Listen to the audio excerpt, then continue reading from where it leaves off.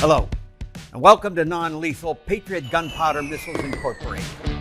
I'm Roger Horton, and I'm the boss man who opened this highly flammable and sometimes illegal fireworks distribution center. We're having our blowout sale on July 4th confections. We're your go-to place to explode a plethora of non-lethal Patriot gunpowder missiles in the air in order to commemorate our country's inextricable tie to years of warfare.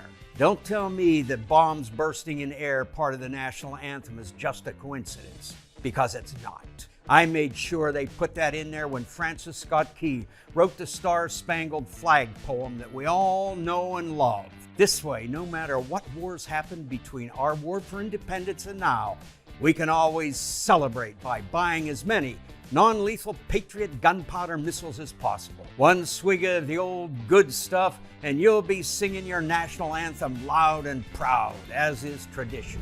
After all, the national anthem was originally an old drinking song. Yeah, that national anthem we all know and love is a long-ass poem that was written during the War of 1812, which I know July 4th isn't supposed to be all about, but it really was our second fight for independence. So why not set our national anthem to the antichrionic tune, a foofy old drinking song written by a foofy old British guy who belonged to a foofy old British singing club in London. Horton Enterprises and our subsidiary, Horton America, and their subsidiary, Non-Lethal Patriot Gunpowder Missiles Incorporated, and I want you to have a jubilant and safe holiday. So please be careful when setting off our non-lethal Patriot gunpowder missiles. You could lose a finger, and odds are you just might. I will say this as I also ask you to buy this red, white, and blue ale from Horton's Hops. A few of these and you'll forget that you blew off a few fingers. Come on, you only need 2 fingers to salute the flag, soldier. For 3 payments of $69.99, you can get non-lethal Patriot gunpowder missiles in a variety of sizes and colors. Specials on red, white, and blue if you come in and tell us that you think the Founding Fathers were actually totally cool, because that's true. Some of them were so cool they developed a bit of a bad boy reputation, like Benjamin Franklin, who was sort of the Charlie Sheen of the colonial generation.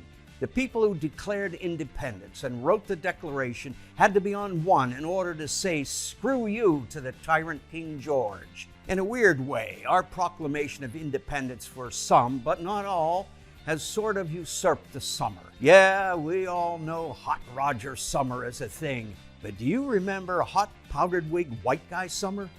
I sure do. Let's have a look-see. Aha! Roger Jefferson Horton, have been well endowed by my Creator with some girthy, inalienable rights. To that end, I declare the freedoms of life, liberty, and the pursuit of sleeping around with my slaves self-evident. Mr. Jefferson Horton, while wildly honest in intent, I do find that this sentiment to be a bit brash and inconsiderate of the common man. Not every Tom, Dick, and Harry can just shtup their slaves whenever they want, okay? For the record, I don't own slaves, okay? I find the whole thing to be completely abhorrent. You can quote me on that. Fine then.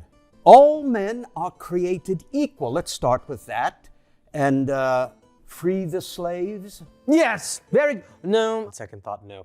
Better not. We don't want to give the Southerners a heart attack or disturb the perfect blend of 11 herbs and spices. But I can keep the part about the natives being savages, can't I? No one's going to hold that against you.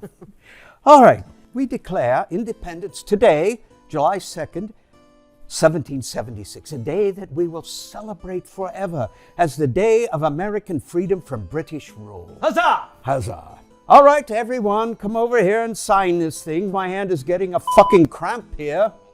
Did Ben bring the ale he promised us? Ben! Mr. Franklin! Yes, where's the ale? Benjamin? We're thirsty. We've been working here. Where the hell is that guy? Ben? What the hell, man? We're thirsty. Franklin never did bring them that ale. The fellas were convinced that since they signed the parchment on the 2nd, that would be the day. But looks like news traveled pretty slow, and we couldn't officially ratify our love letter to freedom until the 4th. So never mind that the 2nd is the day that we signed the document. We celebrate the 4th as our big day of freedom. And freedom means the freedom to buy all the useless shit you definitely need to celebrate.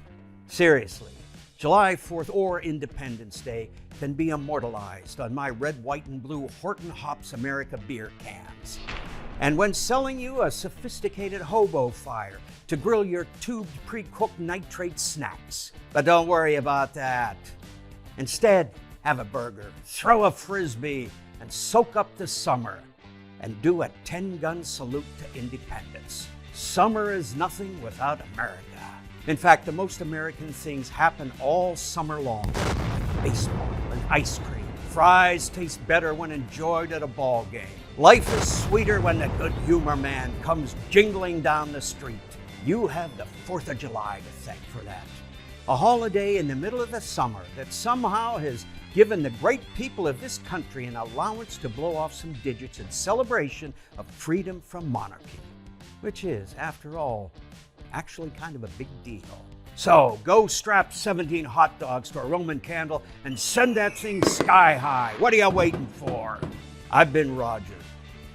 God bless America. The other day we were both taking a piss against the courthouse, and you could tell that he's been around some French whores. I'm just going to say that way. That's a blistering report. Yes.